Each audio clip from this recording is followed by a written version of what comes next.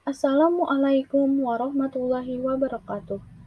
Perkenalkan, saya Fitri Ardiati, ahli media kesehatan, peserta Latsar CPNS Kabupaten Hulu Sungai Selatan tahun 2022, golongan 2, angkatan 1, kelompok 3, dan nomor daftar hadir 25. Di sini, saya akan membahas mengenai analisis isu efektivitas kinerja berdasarkan topoksi saya, yaitu Pranata Laboratorium Kesehatan. Adapun tahapan analisis isu ini yaitu, yang pertama, mengidentifikasi beberapa isu di tempat kerja sesuai topoksi. Yang kedua, menapis isu dengan metode APKL atau USG. Yang ketiga, menganalisis dengan menggunakan fishbone. Dan yang keempat, membuat alternatif pemecahan isu menggunakan metode SWOT. Nah, di sini saya mengidentifikasi isu atau permasalahan yang terjadi di bagian saya, yaitu Laboratorium Puskesmas Simpur. Yang pertama adalah belum optimal kesiapan pasien dalam pemeriksaan glukosa darah puasa. Dan yang kedua, belum optimal pencatatan stok reagen atau bahan habis pakai di laboratorium. Dan yang ketiga adalah belum optimalnya kualitas sampel sputum untuk pemeriksaan BTA ataupun dengan pemeriksaan metode TCM untuk pasien suspek TBC. Kemudian, ketiga isu tadi dianalisis menggunakan metode OSG, di mana metode OSG adalah yang pertama urgensi, yaitu seberapa mendesak suatu isu harus dibahas dikaitkan dengan waktu. Yang kedua seriousness, yaitu seberapa serius isu harus dibahas dikaitkan dengan akibat yang muncul. Dan yang ketiga adalah kemungkinan jika isu tidak ditangani segera. Nah, tabel ini merupakan tabel analisis isu menggunakan metode OSG, di mana isu yang pertama mendapatkan skor 9, isu yang kedua mendapatkan skor 11, dan isu yang ketiga mendapatkan skor 12. Jadi, berdasarkan analis USG, isu yang menjadi prioritas untuk digunakan adalah isu yang ketiga, yaitu belum optimalnya kualitas sampel sputum untuk pemeriksaan BTA atau TCM dengan skor 12.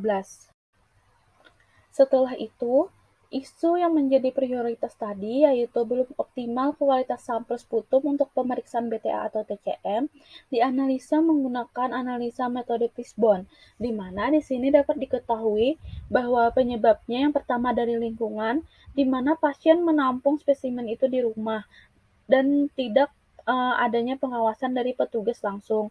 Yang kedua dari sumber daya manusia, di mana kemampuan komunikasi petugas yang kurang baik dan pasien tidak tahu cara menampung yang benar. Dan dari metodenya yaitu salah cara menampung dan salah cara pengirimannya. Adapun dari sarana dan prasarana yaitu tidak tersedia brosur atau gambar tata cara pengambilan atau penampungan sampel yang benar. Nah, setelah itu dilakukan analisa SWOT untuk mencari penyelesaian dari masalah tersebut, di mana di sini dapat diketahui bahwa kekuatan yang ada di puskesmas kami yaitu ada petugas dan kader TB di setiap desa. Jadi setiap desa dalam lingkup kerja lingkungan puskesmas kami ada kader TB-nya. Kemudian sedangkan kelemahannya adalah penjelasan hanya secara langsung dari petugas dan tidak ada media atau brosur yang dapat dibaca oleh pasien. Dan adapun peluangnya yaitu uh, pada puskesmas kami terdapat ruangan atau tempat khusus untuk edukasi pasien dan pemeriksaan sampel pasien suspek TB. Dan ancamannya, pasien tidak mengerti penjelasan petugas. Dan setelah itu sampel tidak dapat diperiksa dan kondisi pasien tidak dapat terdiagnosis.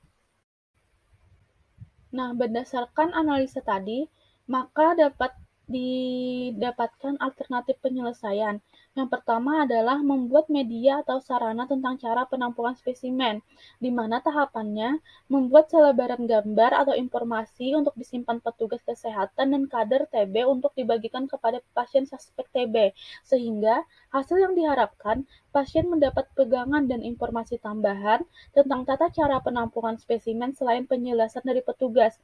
Yang kedua adalah petugas memastikan informasi kepada pasien sudah jelas tentang tata cara pengambilan spesimen, dengan tahapan memilih kosakata, bahasa, gestur tubuh yang mudah dipahami pasien dan menjawab apabila pasien bertanya, sehingga akan didapatkan hasil pasien paham dan mengerti tentang pengambilan sampel dahak atau sputum dengan baik dan benar.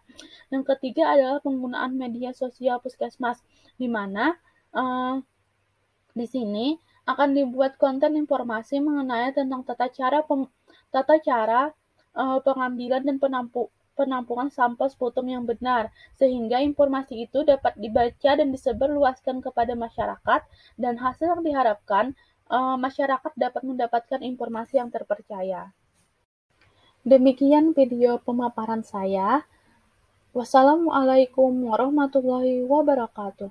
Saya ASN berakhlak, saya bangga melayani bangsa.